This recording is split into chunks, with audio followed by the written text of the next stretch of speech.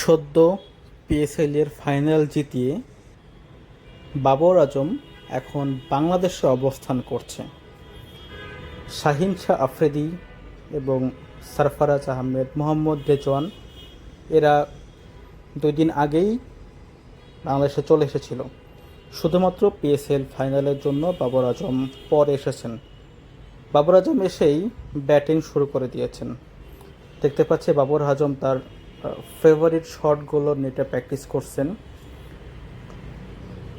সাজিদ খান আছেন, হাসান আলী আছেন এবং শাহীন শাহ আফ্রিদি, সরফরাজ আহমেদ সকলেই মিলে পাকিস্তান সেশনের প্র্যাকটিসটা শেষ করছেন এবং ব্যাটিংয়ে বেশ মনোযোগে দেখা যাচ্ছে কিং বাবর আজমকে।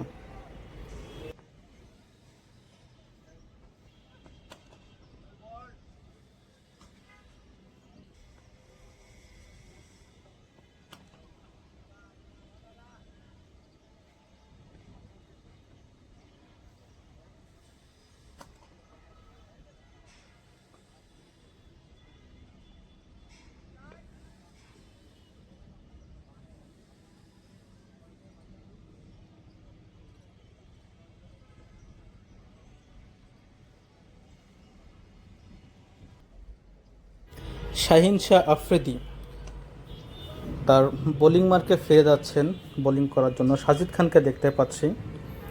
আসলে 8 তারিখে বাংলাদেশ এবং পাকিস্তানের প্রথম টেস্ট শুরু হবে ঢাকাতে এবং সেই টেস্ট ম্যাচকে সামনে রেখেই হাসান আলী, শাহীন আফ্রিদি, মোহাম্মদ রেজওয়ান, বাবর আজম, সাজিদ খান এবং সালমান আলী আগা সহ সকলেই ব্যাটিং প্র্যাকটিসে এবং কন্ডিশন মানিয়ে নেওয়ার জন্য খুব বেশি চেষ্টা করছেন। দেখতে পাচ্ছি সালমান আলী আগা ব্যাটিং করতেছেন।